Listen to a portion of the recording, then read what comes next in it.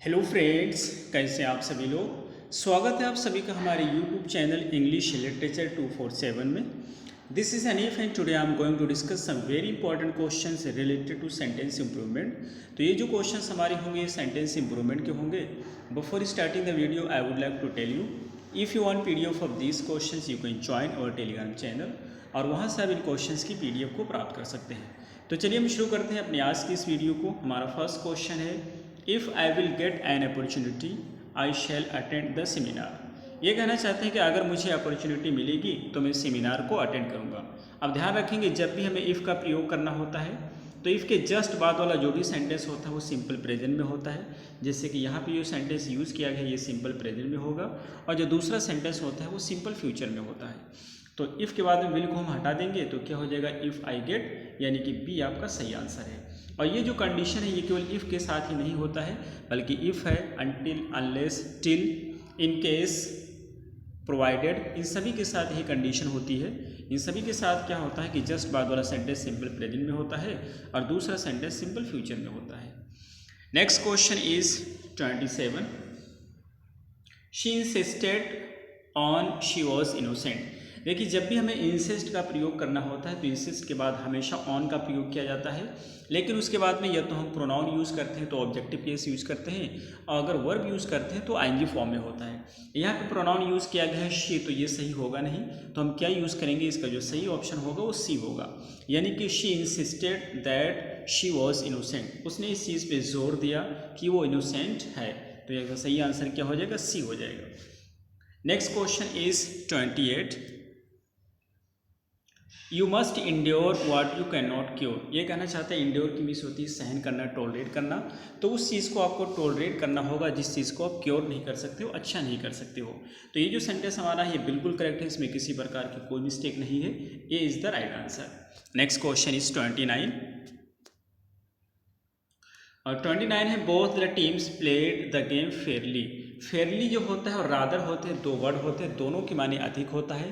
Fairlie positive sense में use करते हैं, रादर नेगेटिव सेंस में यूज़ करते हैं। लेकिन यहाँ पर जो यूज़ करना चाहते हैं, ये बोलना चाहते हैं दोनों टीम ने बहुत ही अच्छे ढंग से खेला। तो इसमें जो हम यूज़ करेंगे आप फेयर गेम का प्रयोग करेंगे।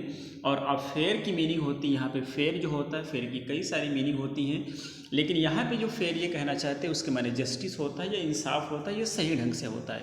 यानी दोनों टीम जो है वो सही ढंग से खेली, किसी टीम ने किसी प्रकार की कोई चीटिंग नहीं की, कोई बेईमानी नहीं की। So C is the right answer. Next question is 30। The others shook their heads and made vague noises. Shake head की मीनिंग है सर हिलाने की बात करते हैं। ये कहना चाहते हैं कि दूसरे लोगों ने भी सर हिलाया, और वेग माने होता है धुंधला, नॉइजेज ऑफ। तो आप ध्यान रखेंगे, जब भी हम कोई चीज़ हामी में, यानी किसी के कोई बात कह रहा है उसमें हम हाँ कहना चाहते हैं और उसके हाँ में सर हिलाना चाहते हैं, तो उसके लिए हम नोड का प्रयोग करते हैं। तो शुक के स्थान पे क्या आएगा, नोड आएगा। चूंकि ये टेंस हमारा पास्ट टेंस में है तो हम नोडेड का प्रयोग करेंगे, ये is the right answer. Next question is 31। The blue whale was thriving in all of the world's ocean until the turn of the century। ये कहना चाहते हैं कि सेंचुरी पूरा होने से पहले जो ब्लू व्हेल थी ये संसार के सभी ओशियन में थ्राइव करती थी, घूमती फिरती थी। तो इसमें अगर देखेंगे तो यहाँ पे सेंटेंस हमारा ये तो बिल्कुल करेक्ट है, लेकिन ऑप्शंस में देखेंगे तो यहाँ पर ए वाला है, the blue whale was thriving in all of the world's oceans, up to तो होगा नहीं, करेक्ट हो गया, इनकरेक्ट सेंटेंस है। और बी की देखें, blue whale were thriving in all of the world's oceans until the turn of the century. तो इसमें अगर देखेंगे तो ए वाला भी करेक्ट है और बी वाला भी करेक्ट है, लेकिन चूंकि एक ब्लू व्हेल की बात नहीं करते, बहुत सारे ब्लू व्हेल की बात करते हैं, क्योंकि उसमें एक मछली की बात नहीं की जा रही, जनरल कंडीशन है, इस वजह से बी वाले पे जाएंगे, बी आपका सही आंसर होगा। Next question is 32। He boat down at the alter. ये कहना चाहते हैं अल्टर मीन्स वेदी होता है, जब ALTAR अल्टर होता है उसके माने वेदी होता है, और जब होता है ALTER तो इसके माने होता है चेंज करना, परिवर्तन करना। तो ये कहते हैं कि वो वेदी के सामने झुक गया, और ये सेंटेंस आपका बिल्कुल करेक्ट है, इसमें किसी प्रकार की कोई करेक्शन की रिक्वायरमेंट नहीं है। So the answer is B. Next question is 33। और 33 नंबर का, he could not be able to think logically because of his illness. आप ध्यान रखेंगे जब भी आपको यूज़ करना होता है तो कुड और एबल दोनों एक साथ में नहीं आते हैं, क्योंकि कुड के माने क्या होते हैं, पॉसिबिलिटी, या फिर कैपेबिलिटी की बात करता है, जबकि एबल भी पॉसिबिलिटी और कैपेबिलिटी के लिए यूज़ किया जाता है। तो दोनों वर्ड को एक साथ में हम नहीं यूज़ कर सकते हैं, या तो हम कुड का प्रयोग करेंगे या फिर एबल का प्रयोग करेंगे। तो देखेंगे यहाँ पर कैन एबल लगा है, नहीं हो सकता, यहाँ पर लगेगा नहीं हो सकता, और यहाँ पर वॉज नॉट एबल, तो ये आपका सेंटेंस डी वाला सही हो जाएगा। He was not able to think logically because of his illness, अपनी बीमारी के कारण वह लॉजिकली थिंक नहीं कर पा रहा था, उसकी योग नहीं था। So the next question is 34। I hope you will be able to steer clear of the anti social elements. ये कहना चाहते हैं उम्मीद ये है, मुझे उम्मीद है कि तुम एंटी सोशल एलिमेंट्स जो हैं, जो कि असामाजिक तत्व हैं, उनसे तुम दूर रहोगे। तो जब भी दूर रहने की बात करते हैं, ये पूरा फ्रेज होता है जिसको हम यूज़ करते हैं स्टीयर क्लियर ऑफ। क्या होता है स्टीयर क्लियर ऑफ? तो सही आंसर आपका हो जाएगा सी। स्टीयर क्लियर ऑफ की मीनिंग होती है से दूर रहना। नेक्स्ट क्वेश्चन इज 35, और 35 है they were being commanded to wait till the signal was given, यानी कि उन लोग से कहा गया कि उन लोग को कमांड दिया गया।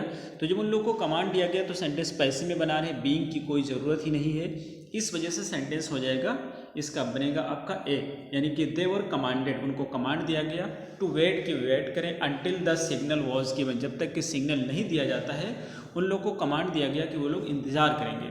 सो सही आंसर आपका ए होगा। Next question is 36। We have been retracing our steps to the log cabin 10 minutes ago. अब सभी को पता होना चाहिए कि हमारे पास 3 प्रकार के टाइम होते हैं, प्रेजेंट के टाइम, पास्ट के टाइम और फ्यूचर के टाइम, और इसी वजह से 3 प्रकार के टेंस होते हैं, प्रेजेंट, पास्ट, फ्यूचर। यहाँ पे अगो यूज़ किया गया, ये पास्ट टाइम का होता है, और जब पास्ट टाइम का यूज़ किया गया तो किस टेंस में यूज़ किया जाएगा? पास्ट टेंस में यूज़ किया जाएगा। तो अब देखेंगे कौन सा इसमें पास्ट टेंस में, जो कि जो ऑप्शन दे रखा है ये प्रेजेंट टेंस में है, तो पास्ट टेंस में हमारे पास एक ही ऑप्शन है जो कि बी है, और यही आपका सही आंसर है। Next question is 37।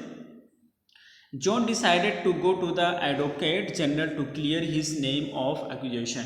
जॉन ने डिसाइड किया कि एडवोकेट जनरल के पास जाएगा एक्यूजेशन से अपने नाम को हटाने के लिए। तो यहाँ से पूरा अंडरलाइन किया गया है टू क्लियर हिज नेम, यहाँ तक कि पूरा अंडरलाइन किया गया है, तो इसका सही आंसर हो जाएगा टू क्लीन हिज नेम, यानी कि अपने नाम को हटाने के लिए क्लीन का प्रयोग करते हैं, क्लियर का प्रयोग नहीं करेंगे। So C is the right answer. Next question is 38। River Damodar in West Bengal carry. तो देखिए रिवर दामोदर कैसी है, सिंगुलर है, और जब ये सिंगुलर है, वेस्ट बंगाल इसका सब्जेक्ट है नहीं, क्योंकि प्रीपोजिशन के बाद आने वाला वर्ड कभी भी सब्जेक्ट नहीं होता है। तो रिवर दामोदर सिंगुलर फॉर्म में यूज़ किया गया है, इस वजह से कैरी के स्थान पे कैरीज होना चाहिए। तो कैरीज हमारे पास किस में दे रखा है? ए में दे रखा है, सी में दे रखा है। एफ्लुएंस नहीं यूज़ करेंगे, एफ्लुएंट यूज़ करेंगे, क्योंकि एफ्लुएंट की मीनिंग होता है डेबरी, डेबरी DEBRIS, तो एस साइलेंट होता है, डेबरी पढ़ते हैं, या फिर रेमनेंट्स पढ़ते हैं जिसके माने अवशेष होता है, यानी कि जो कूड़ा करकट होता है नदी में फेंका जाता है उसी को डेबरी बोलते हैं, अवशेष बोलते हैं, या एफ्लुएंट्स बोलते हैं। तो ये कहना चाहते हैं जो रिवर दामोदर होता है वेस्ट बंगाल में, वो कैरी करती है सारे अवशेष को दुर्गापुर इंडस्ट्रियल कॉम्प्लेक्स से फॉर माइल्स और मीलों तक इसको लेकर के जाती है। तो सही आंसर आपका क्या हो जाएगा? सी होगा, C is the right answer. Next question is 39, और 39 नंबर का है कि I was stuck by his singular appearance. ये कहना चाहते हैं मैं जो है स्टक यानी कि फंस गया उसके सिंगुलर अपीयरेंस से, आश्चर्य हो गया। तो यहाँ पर जो यूज़ करेंगे ये सेंटेंस सिंगुलर की मीनिंग होती है, सिंगुलर की मीनिंग क्या होती है? बहुत ही शानदार होती है, स्प्लेंडेड अपीयरेंस से। तो ये सेंटेंस आपका बिल्कुल करेक्ट है, इसलिए डी आपका सही आंसर होगा। नेक्स्ट क्वेश्चन इज 40, और 40 नंबर का है कि the climate of Shillong is somewhat like Kohima. ये जो शिलोंग की क्लाइमेक्स है कोहिमा की तरह है, तो कोहिमा की तरह नहीं बल्कि कोहिमा के क्लाइमेट की तरह है।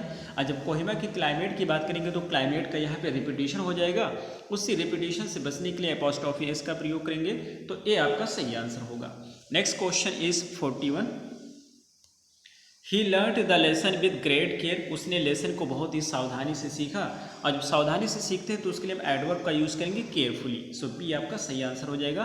केयरफुली यहाँ पर एडवर्ब हो जाएगा, एडवर्ब ऑफ मैनर होगा, और एडवर्ब ऑफ मैनर हमेशा सेंटेंस के लास्ट में यूज़ करते हैं, तो केयरफुली का यूज़ करना बिल्कुल सही होगा, इसलिए आंसर आपका बी होगा।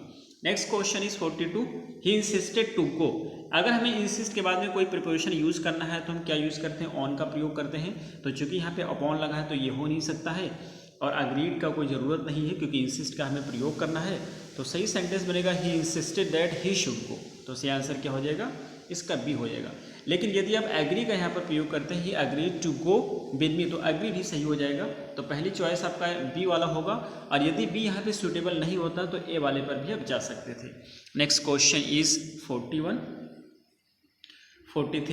The university asked him to return back. अब ध्यान रखेंगे यहाँ पे जो अंडरलाइन किया गया है ये रिटर्न है, टू रिटर्न बैक फंड, यहाँ तक पूरा है। और रिटर्न के साथ कभी भी बैक नहीं आता है, क्योंकि रिटर्न के माने ही होता है वापस करना।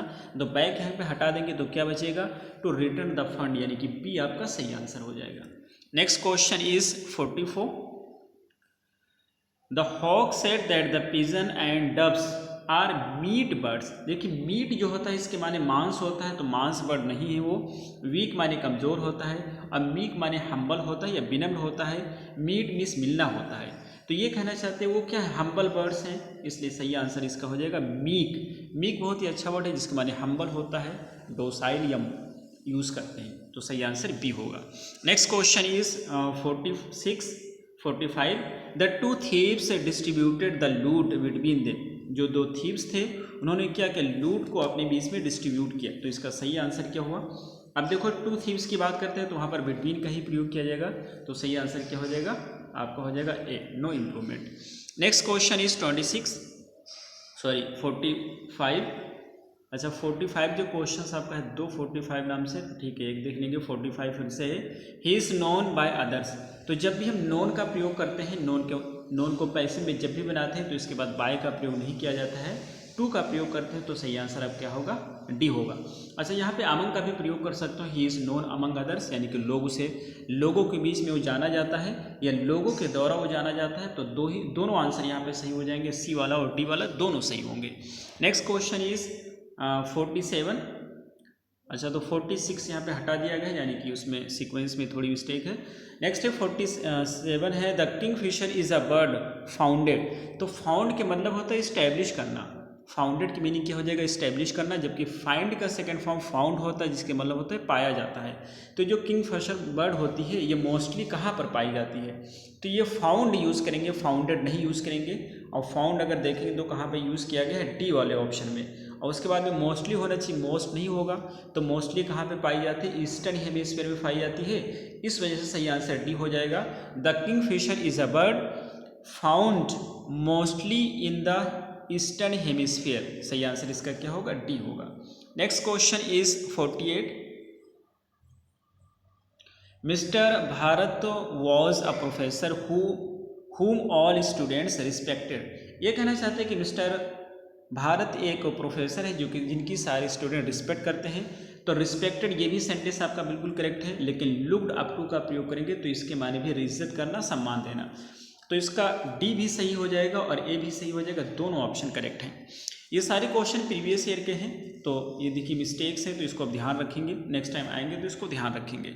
नेक्स्ट क्वेश्चन इज 49 और 49 है they tried to win control of the company from their step brother. तो यह जो विन का है, विन का प्रयोग नहीं बल्कि ये कहना चाहते हैं कि उन लोगों ने कोशिश किया कि अपने सौतेले भाई से उसकी कंपनी को जब्त कर लेंगे। स्विंडल माने होता है चीट करना, और रेस्ट की मीनिंग होती है जब्त कर लेना, गबन कर लेना, तो इसका सही आंसर बी होगा। वो चाहते थे, गबन करना चाहते थे, तो B is the right answer. Next है जो कि आज का लास्ट क्वेश्चन है और 50 नंबर का होगा, the criminal must be killed. Criminal को किल करना चाहिए, किल नहीं, यहाँ पे सही वर्ड बैठेगा हैंग्ड, क्रिमिनल को फांसी दे देना चाहिए, तो सही आंसर बी हो जाएगा हैंग्ड। ये रहे हमारे आज के क्वेश्चन, हमें उम्मीद है आपको जरूर समझ आए होंगे। वीडियो कैसे लगी आप कमेंट में जरूर बताएंगे। फिर मिलते हैं अगली वीडियो में, till then take care, have a good time.